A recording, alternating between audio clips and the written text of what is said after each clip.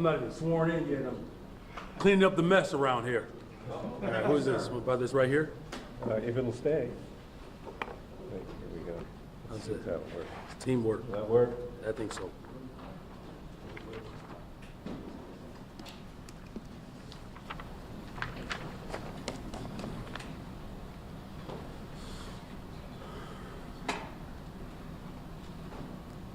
Well, good morning. Thank you for joining us today in announcing a new chapter in public safety for the city of Chicago. Throughout my campaign for mayor and many conversations I've had with Chicagoans, public safety was and remains a top priority. And during such a crucial time, I've been committed to finding someone to lead the Chicago Police Department who is caring, collaborative, compassionate, competent in their approach to supporting the people of Chicago. It was also important to find someone who understands the dynamics of our communities, someone respected by both the rank and file officers and the residents that they serve. You all know I live in Austin. It's a beautiful community. It's where my wife and I are raising our 3 children. But it is one of the most violent communities in Chicago. So I am doubly invested in the safety of our streets. You know, I want that for my family. I do. But just as I want that for my family, I want safety for every single family in the city of Chicago. So it is my honor to stand before you today in announcing my plans to appoint Chief Fred Waller as our interim superintendent of the Chicago Police Department, and this will be effective May 15th. Chief Waller has dedicated his career to serving the people of the city of Chicago at virtually every level of the department. From patrol officer to third in command, he has the experience and integrity to lead the Chicago Police Department during this pivotal time. In the course of our conversations, it was apparent to me that we share the same vision for a safer and a stronger Chicago, and that there was much potential in reimagining public safety while upholding the traditional values of serving families and, of course, our communities. Chief Waller is a respected veteran of the Chicago Police Department with the ability to embrace models of community-led policing and the calls for accountability that will help restore and rebuild relationships between officers and those they are entrusted to protect. He shares my commitment to constitutional policing. He is deeply committed to accountability, collaboration, and excellence, which will set the tone for the entire department during this crucial interim period. So again, it is my honor to welcome Chief Waller back to the department, and I look forward to working closely with him to execute a public safety plan to keep the people of Chicago safe while also making critical investments that address the root causes of crime and conditions that have plagued our streets for generations. Again, it is my deep honor to bring back our dear friend and brother, Chief Waller.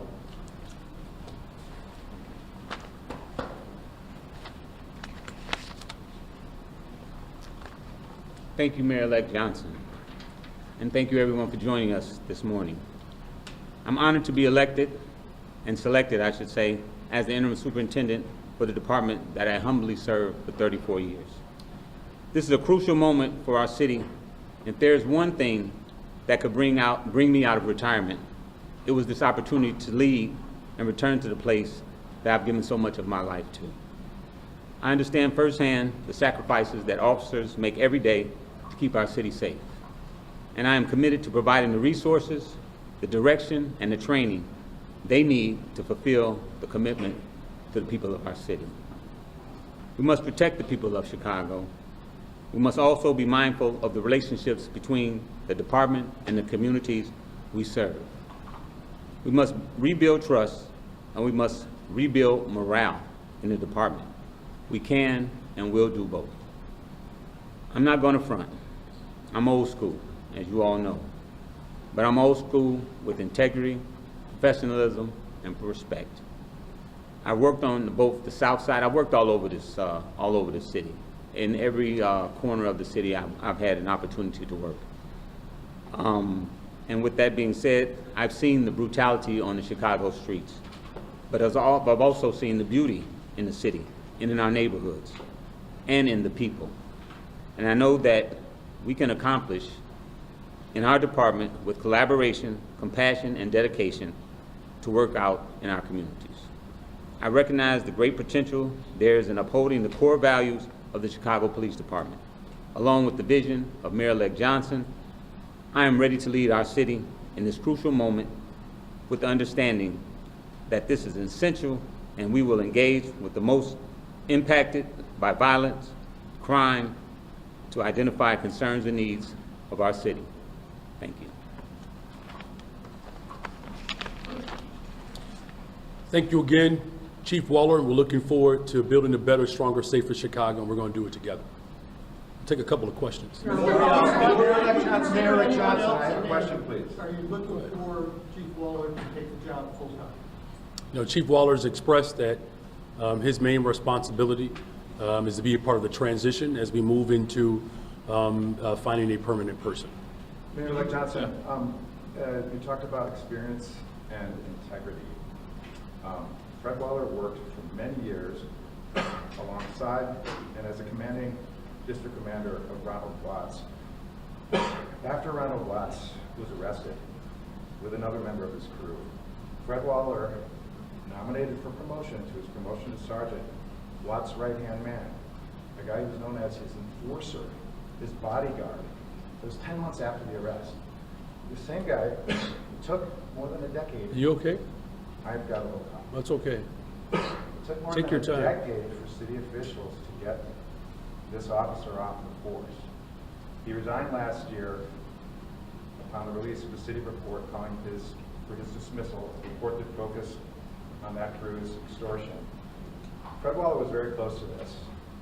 People who worked on that, in that unit, around that unit, said there's no way he didn't know about this. You talk about experience, integrity, and you've talked about changing the department. What's going on here? When you say what's going on here, what are you referring to?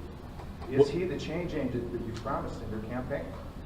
Fred Waller is someone that I have confidence in to make sure that we build a better, stronger, safer Chicago. Mr. Waller, are you Are you worried at all about those connections? Are you saying that did you look into it? We have had extensive conversations with Chief Waller, and Did he explain why he nominated this officer for promotion to sergeant, connected to one of the worst police scandals in Chicago police history? I'm confident that Chief Fred Waller is the best person to serve as the interim superintendent The question was, to move our transition forward. Alice? Alice, go ahead, please. okay? Are you applying for the permanent position? Yes or no? No, I don't plan on. Come on, sit right Sorry. up there. I don't plan on applying for the permanent position, no. Memorial Weekend is approaching. Historically, it's one of the most violent weekends in Chicago. Does the police have to do something different this year? Well, it's a comprehensive approach. Look, as I said, and I've stated repeatedly, that violence that we talk about that happens historically is something that is regular in neighborhoods that have been disinvested in. And so our approach is going to be smart. And we are having ongoing conversations about how to best layer a response, not just for Memorial Day weekend, but throughout the entire summer. Chief Mr. Waller, Waller, Mr. Waller, how do you Yes, ma'am. Yes, ma'am. From being suspended I got for you. morale in the police department. When I talk to officers on the street, a lot of times they're afraid to talk. But one thing I hear from every single one of them is how low morale is at CPD. How do you bring that up? The main thing is support. We, in the police department, they didn't feel the support from previous administrations, and I don't want to go back into that, but just there wasn't the support that the officers felt. There were some things that happened during the civil unrest, during the pandemic, in which the officers were the only people, along with the fire department, who had to still go out on the street. And I watched, during that time when I was there, over 1,000 officers become ill, but they could not stop. And when the civil unrest came, you still have to support those officers and show them that if you make a mistake, you're not going to be thrown out with the trash, and they have to feel that support. And I think that with this administration, they will. Mr. Waller, you were suspended for 28 days Yes. for likening the redeployment of officers to rape or sexual assault.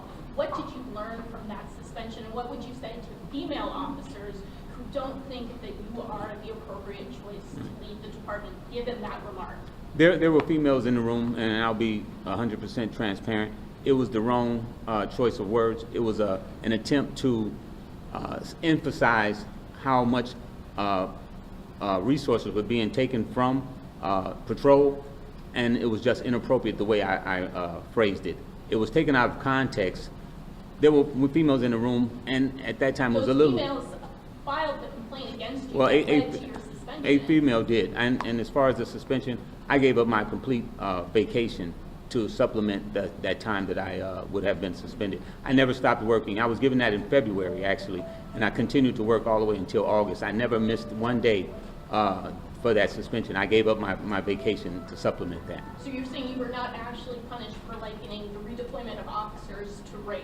Well, if you say not having a vacation is being punished, then maybe I wasn't punished, but I was given the suspension, and in lieu of not coming to work, because we had many things to still accomplish, I gave up my vacation. Now, it was the 2 years that I gave up my vacation because we were trying to come under 500 murders at that time, and there were some things going on. So that was 2 years I didn't have a vacation. Chief Waller, what will your plan be to keep Chicago from experiencing another weekend like we did in mid-April, where these mobs of young kids came downtown and just created chaos?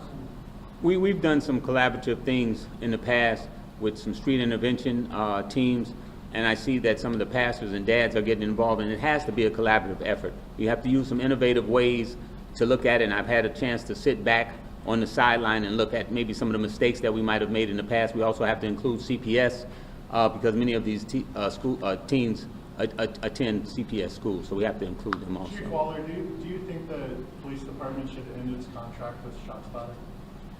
I believe that everything probably needs to be reviewed and looked at. My mission, along with Mayor-elect Johnson, is public safety, keeping the people in the city of Chicago safe. So I think everything probably needs to be reviewed and looked at to make sure that we're using the best resources. How soon will you promote 200 detectives or implement other parts of the mayor-elect's public safety plan? You know, again, this is going to be a collaborative approach, and, you know, this is interim. Having the confidence of Chief Waller and the confidence of the rank and file, that we will actually have a plan that speaks to constitutional policing and to make sure that we're actually solving violent crimes in the city of Chicago. My desire, of course, is to move with all expediency.